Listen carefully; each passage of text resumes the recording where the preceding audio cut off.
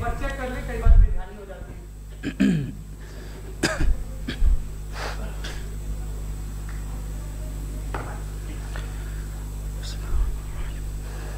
तमाम तारीफ़ें उस क्रिएटर के लिए जिसने इस यूनिवर्स को एक मकसद के तहत पैदा किया है।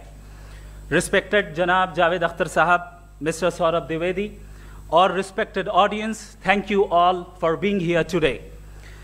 आज की डिबेट में चूंकि हम बात करने वाले हैं डज गॉड एग्जिस्ट के टॉपिक पर, तो ये एक ऐसा टॉपिक है जिसके मुताल्लिक कोई भी डिसीजन लेने के लिए अलग अलग स्टैंडर्ड्स हो सकते हैं।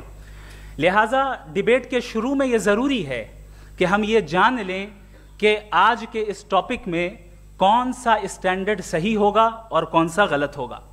सबसे पहला स्टैंडर्ड जिसे मैं समझता हूं कि हमारे रिस्पेक्टेड जनाब जावेद अख्तर साहब बड़ी तेज़ी के साथ उसकी तरफ लपकेंगे, वो है साइंस। जबकि साइंस दर हकीकत खुदा के एग्जिस्टेंस को डायरेक्टली साबित करने या उसके एग्जिस्टेंस को डिनाई करने के लिए स्टैंडर्ड नहीं बन सकती। और उसकी वजह क्या है, ये मैं नहीं कह रहा, ये वो लोग कह रहे हैं जो साइंस के एक्सपर्ट्स हैं। नेशनल एकेडमी ऑफ साइंस कहती है science doesn't have the processes to prove और disprove the existence of God. Why? क्योंकि साइंस का ताल्लुक एम्पेरिकल एविडेंस से है और एम्पेरिकल एविडेंसेस का ताल्लुक हमारे नेचुरल और फिजिकल वर्ल्ड से है, जबकि गॉड नॉन फिजिकल और सुपर नेचुरल रियलिटी है। लिहाजा नॉन फिजिकल रियलिटी को आप उस टूल के साथ नहीं चेक कर सकते जिसका काम फिजिकल रियलिटी को तलाश करना है। लिहाजा आज इस डिबेट में गॉड की एग्जिस्टेंस को साबित करने या उसे डिनाई करने में साइंटिफिक एविडेंस को एक्सेप्ट नहीं किया जाएगा। दूसरा स्टैंडर्ड हो सकता है रेविलेशन, कि रेविलेशन के जरिए हम यह साबित करें कि गॉड एग्जिस्ट करता है या नहीं। लेकिन यह स्टैंडर्ड भी आज इररेलेवेंट है। क्यों? क्योंकि रेविलेशन मेरे नजदीक सोर्स ऑफ नॉलेज है, वैलिड सोर्स ऑफ नॉलेज है, लेकिन हमारे जावेद अख्तर साहब के नजदीक यह वैलिड सोर्स ऑफ नॉलेज नहीं है। लिहाजा आज की डिबेट में मैं एक भी एविडेंस किसी भी मजहबी स्क्रिप्चर से नहीं दूंगा ताकि जावेद अख्तर साहब के लिए वो अनएक्सेप्टेबल ना हो। तीसरा जो मेयार हो सकता है वो है ऑब्जर्वेशन, कि भाई कोई कहे कि हमें खुदा दिखाओ, अगर है तो दिखाओ, या ये कि खुदा के एग्जिस्टेंस पर एम्पेरिकल एविडेंस दो, तो ये है दर हकीकत गलत टूल का इस्तेमाल करना। ये ऐसा ही है कि जावेद साहब मुझसे ये मुतालबा करें कि मुफ्ती साहब आप मेटल डिटेक्टर के जरिए प्लास्टिक डिटेक्ट करके दिखाएं। अब चूंकि प्लास्टिक डिटेक्ट नहीं हो पा रही है लिहाजा plastic does not exist. No, you are using the wrong tool. इस टूल से प्लास्टिक को डिटेक्ट नहीं किया जाता। लिहाजा मैं समझता हूं कि गॉड के एग्जिस्टेंस पर एम्पेरिकल एविडेंस का मुतालबा करना एक बचकाना मुतालबा है, और हमारे रिस्पेक्टेड जनाब जावेद अख्तर साहब इस स्टेज से अब बहुत आगे निकल चुके हैं। अब बचता है एक ही स्टैंडर्ड, और वो स्टैंडर्ड है अक्ल, लॉजिक, रीजनिंग।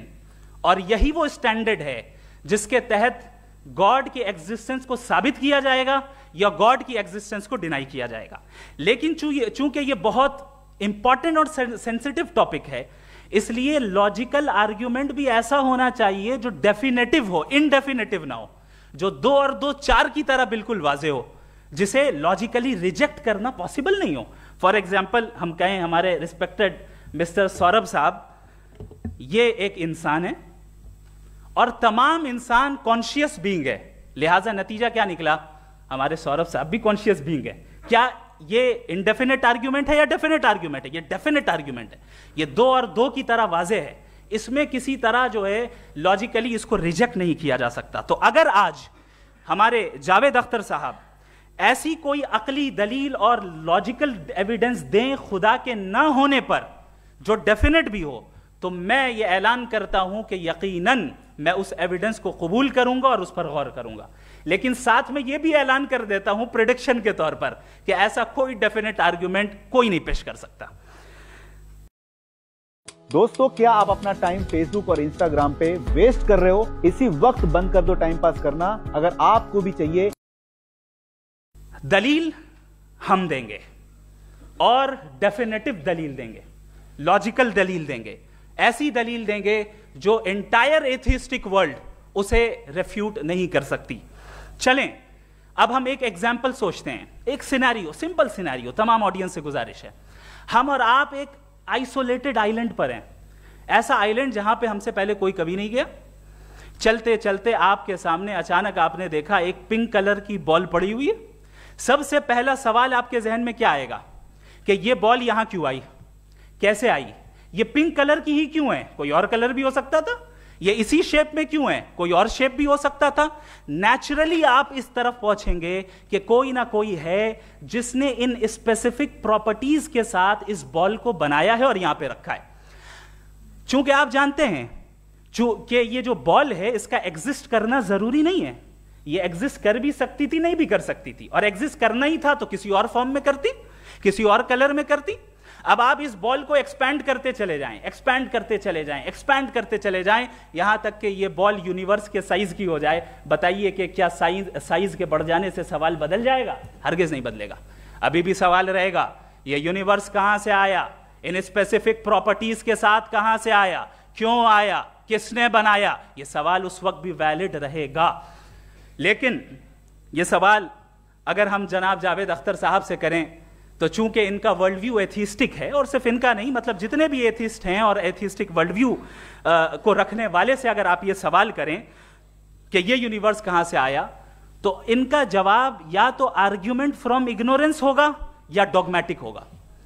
یا تو یہ کہیں گے کہ مجھے نہیں پتا کہ یہ کہاں سے آیا, لہٰذا گاڈ ڈز ناٹ ایگزسٹ, یہ آرگیومنٹ فرام اگنورنس ہے. یا اور میں یہ ایکسپیکٹ کرتا ہوں کہ ہمارے رسپیکٹڈ جناب جاوید اختر صاحب ضرور ایموشنل آرگیومنٹس بھی دیں گے, جو کہ ایک لاجیکل فیلیسی ہے جب بات آتی ہے ٹروتھ کو ڈیسائیڈ کرنے میں. کیوں؟ مثال کے طور پر وہ کہیں گے کہ اگر گاڈ ہے تو ایول کیوں ایگزسٹ کرتا ہے, جبکہ میں کہتا ہوں ایول کا ایگزسٹ کرنا گاڈ کے ایگزسٹ کرنے کی دلیل ہے, اس کے خلاف نہیں ہے. چونکہ اگر گاڈ ہے تو ہم سب اس کے سامنے اکاؤنٹیبل ہیں, اور اگر ہم اکاؤنٹیبل ہیں تو اکاؤنٹیبلٹی کے لیے ایول کا موجود ہونا ضروری ہے, اس کے بغیر ہم اکاؤنٹیبل نہیں ہو سکتے. اور اگر ہم اکاؤنٹیبل نہیں ہیں تو ہم جناب جاوید اختر صاحب سے پوچھیں گے کہ آپ بتائیں کہ پھر سفرنگ اس دنیا میں کیوں ہیں؟ اگر خدا نہیں ہے تو سفرنگ کیوں ہیں؟ اور ان لوگوں کے جذبے کا کیا جن کے اندر سفرنگ کے بعد انتقام لینے کا جذبہ پایا جاتا ہے اور وہ اس دنیا سے ایسے ہی چلے گئے, کیا ان کی ساری تکلیفیں بیکار چلی جائیں گی؟